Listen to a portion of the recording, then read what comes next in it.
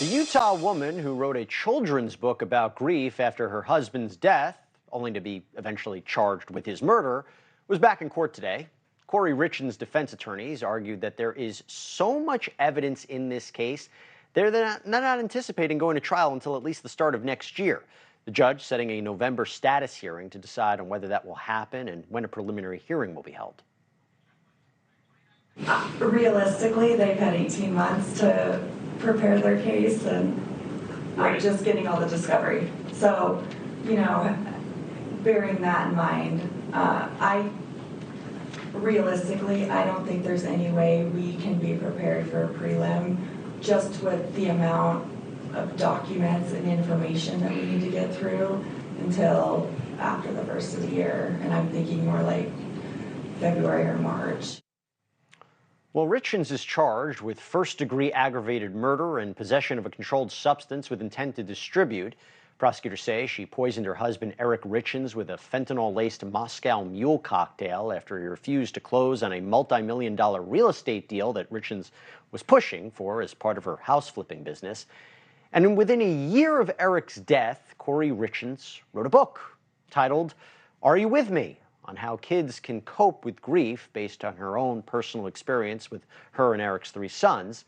And she went on to a now infamous book tour to promote it, including an appearance on NewsNation's Salt Lake affiliate, whose anchors have told us that they found Richins to be a little odd, but they chalked up her behavior to grief. So my husband passed away unexpectedly last year. So it's March 4th was a 1-year anniversary for us, and he was 39. It completely took us all by shock. And we have 3 little boys, 10, 9, and 6. But Richins was arrested a month after her appearance on the show and charged with lacing her husband's cocktail with 5 times the lethal dose of fentanyl, the Michael Jackson stuff, as she allegedly told her dealer. Prosecutors say that they can prove that first, Richins herself bought the fentanyl through the testimony of her housekeeper, who's set to testify against her. Second, that Richins didn't perform CPR on her husband as she claimed. Third, that she applied for life insurance policies on Eric in the months before he died. And fourth, that internet searches on her phone in the days after his death reveal phrases such as luxury prisons for the rich in America, can cops force you to do a lie detector test, death certificate says pending, will life insurance still pay, how long does life insurance companies take to pay, how to permanently delete information from an iPhone remotely, and what is a lethal dose of fentanyl. Now, Richins' attorneys have maintained the state has little evidence to prove Eric's death was not an accidental overdose. To show that Kouri did anything to Eric. It could have been accidental. I mean, it very well could have. Being bad with money does not make you a murderer. And with that in mind, Kouri Richins' friends, or her own friends, are speaking out, telling People magazine that Richins is innocent and that Eric had begun drinking and taking drugs during the couple's marriage. Friends say, quote, Eric's family never liked Kouri, and they want to believe that Eric was perfect in every way, that Eric couldn't have died in any other way besides at Kouri's hands.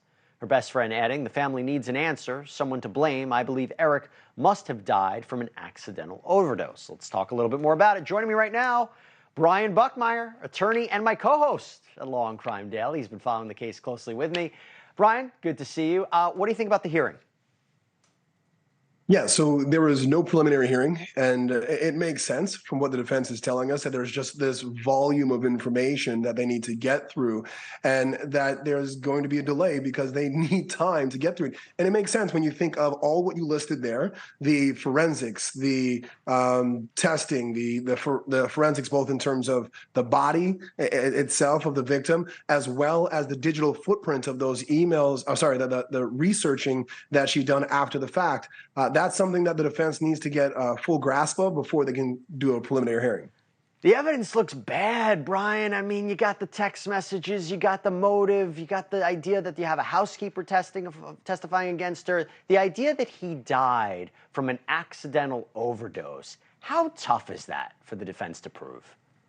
It's really tough. And why I say that in this type of case is I think the defense is correct in the sense that they have no direct evidence that Kouri Richins did poison her husband, but they have all the circumstantial evidence around that issue to say, what else could she have done?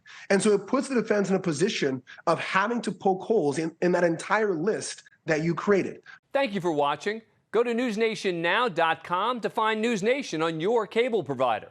And don't forget to click the red subscribe button below to get more of NewsNation's fact-driven, unbiased coverage.